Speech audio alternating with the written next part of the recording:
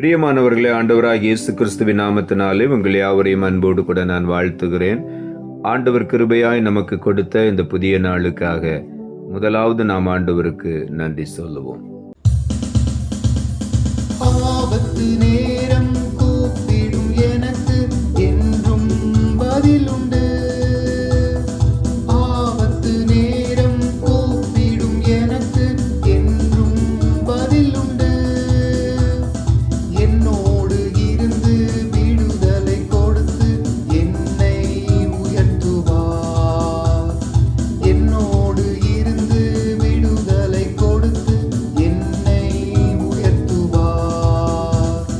அல்லேலூயா ஆனந்தமே, அல்லேலூயா ஆனந்தமே, அல்லேலூயா ஆனந்தமே, அல்லேலூயா ஆனந்தமே. என்றும் ஆனந்தம் நம் இயேசு தருகிறார். என்றும் ஆனந்தம் நம் இயேசு தருகிறார். துதிப்பேன் துதிப்பேன் துதித்துக் கொண்டே இருப்பேன். துதிப்பேன் துதிப்பேன் துதித்துக் கொண்டே இருப்பேன்.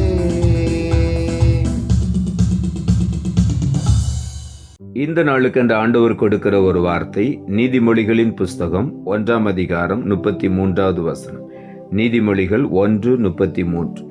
எனக்கு செவி கொடுக்கிறவன் எவனோ அவன் விக்கினமின்றி வாசம் பண்ணி ஆபத்திற்கு பயப்படாமல் அமைதியாய் இருப்பான். இந்த காலை வேளையில் ஆண்டவருடைய வார்த்தை சொல்லுகிறது, ஆண்டவருக்கு செவி கொடுக்கிறவன், அவருடைய வார்த்தையை கவனமாய் கவனித்து அந்த வார்த்தையின்படி நடக்கிறவன், அந்த வார்த்தைக்கு கீழ்ப்படுகிறவன் எவனோ அவன் விக்கினமின்றி வாசம் பண்ணுவான் என்று ஆண்டவருடைய வார்த்தை சொல்லுகிறது. மாத்திரமல்ல, ஆபத்துக்கு பயப்படாமல் அமைதியாயிருப்பான். ஆபத்தை கண்டு அதிர்ச்சியுற்று பயப்பட மாட்டான். அமைதியாய் ஆண்டவருடைய சமூகத்தில் இருப்பான். இந்த காலை வேளையில ஆண்டவர் ஒவ்வொருவரையும் பார்த்து இந்த வார்த்தையை சொல்லுகிறார், எனக்கு செவி கொடுக்கிறவன். சங்கீதம் 81ஆம் அதிகாரம் 13ஆம் வசனம் சொல்லுகிறது, என் ஜனம் எனக்கு செவி கொடுத்து இஸ்ரவேல் என் வழிகளில் நடந்தால் நலமாயிருக்கும் என்று ஆண்டவர் சொல்லுகிறார். என் ஜனம் எனக்கு செவி கொடுத்து. ஆண்டவர் தம்முடைய பிள்ளைகள் அவருடைய வார்த்தைக்கு செவி கொடுக்கிறதை மிகவும் எதிர்பார்த்து காத்திருக்கிறார். நாம் அவருடைய வார்த்தைக்கு கவனமாய் செவி கொடுக்கும் பொழுது ஆண்டவருடைய வழிகளில் நடந்து நலமானதை நாம் தெரிந்து கொள்ள வேண்டும் என்று ஆண்டவர் விரும்புகிறார். ஆகவே தான் இங்கே வார்த்தை சொல்லுகிறது, இஸ்ரவேல் என் வழிகளில் நடந்தால் நலமாயிருக்கும் என்று ஆண்டவர் சொல்லுகிறார். நம்முடைய வாழ்க்கை நலமாயிருக்கும்படித்தான் அவருடைய வழிகளில் நம்மை நடக்க வேண்டும் என்று ஆண்டவர் எதிர்பார்க்கிறார், விரும்புகிறார். அதை நாம் செய்யும் பொழுது நம்முடைய வாழ்க்கை நலமாயிருக்கும், ஆசீர்வாதமாயிருக்கும். நீதிமொழிகளின் புஸ்தகம் 8ஆம் அதிகாரம் 34ஆம் வசனம் சொல்லுகிறது, என் வாசற்படியில் நித்தம் விழித்திருந்து என் கதவு நிலையருகே காத்திருந்து எனக்கு செவி கொடுக்கிற மனுஷன் பாக்கியவான் என்று இங்கே ஆண்டவருடைய வார்த்தை சொல்லுகிறது.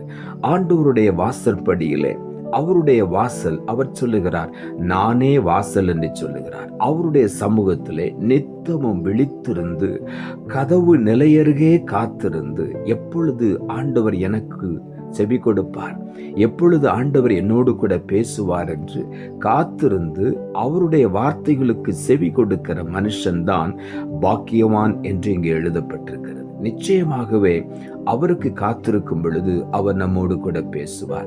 அந்த வார்த்தைக்கு நாம் செவி கொடுக்கும் பொழுது நாம் பாக்கியவான்களாய் இருக்கிறோம். ஆண்டவர் நம்மை ஆசீர்வதிக்கிறார். சங்கீதங்களின் புஸ்தகம் 57ஆம் அதிகாரம் 1 வசனம் சொல்லுகிறது, எனக்கு இறங்கும் தேவனே, எனக்கு இறங்கும், உம்மை என் ஆத்துமா அண்டிக் கொள்ளுகிறது. விக்கினங்கள் கடந்து போகுமட்டும் உமது செட்டைகளின் நிழலிலே வந்து அடைவேன் என்று தாவீது எழுதுகிறார். எனக்கு இறங்கும் தேவனே, எனக்கு இறங்கும் என்று சொல்லுகிறார். உம்மை என்னுடைய ஆத்துமா அண்டிக் கொள்ளுகிறது என்று சொல்லுகிறார். விக்கினங்கள் நெருங்கி வருவதற்கு முன்பதாகவே ஆண்டவரை நாம் சார்ந்திருக்கும் பொழுது, நம்முடைய ஆத்துமா ஆண்டவரை அண்டி நெருங்கி வரும் பொழுது அந்த விக்கினங்கள் கடந்து போகும் மட்டும் அவர் தம்முடைய செட்டையின் நிழலிலே நம்மை மறைத்துக் கொள்வார். தாவீது சொல்லுகிறார், சொல்லுகிறார், விக்கினங்கள் வரும்பொழுது உமது செட்டைகளின் நிழலிலே நான் வந்து அடைந்து கொள்ளுவேன் என்று சொல்லுகிறார். அந்த செட்டைகள் தான் வேதம் சொல்லுகிறது, உன்னதமானவருடைய மறைவில் இருக்கிறவன் சர்வ வல்லவருடைய நிழலில் தங்குவான் என்று சொல்லி. ஆண்டவருடைய நிழல் நம்மை அப்படியே மறைத்து கொள்ளுகிறது, எல்லா விக்கினங்களுக்கும் விலக்கி நம்மை பாதுகாத்து கொள்ளுகிறது. ஆகவே இந்த காலை வேளையிலே எதை குறித்தும் பயப்படாதபடி, கலங்காதபடி ஆண்டவரை மாத்திரம் நோக்கி பார்ப்போம். அவர் நமக்கு இறங்குவார். அவருடைய சமூகத்தை நாம் அண்டிக் கொள்ளும் பொழுது எந்த விக்கினமும் நம்மை நெருங்காதபடி அவருடைய செட்டையின் நிழலிலே நம்மை காத்து கொள்வார். சங்கீதங்களின் புஸ்தகம் 18ஆம் அதிகாரம் 18ஆம் வசனம் சொல்லுகிறது, என் ஆபத்து நாளிலே எனக்கு எதிரிட்டு வந்தார்கள், கர்த்தரோ எனக்கு ஆதரவாயிருந்தார். நமக்கு ஒரே ஒரு ஆதரவு ஆண்டவராகிய இயேசு கிறிஸ்து மாத்திரமே.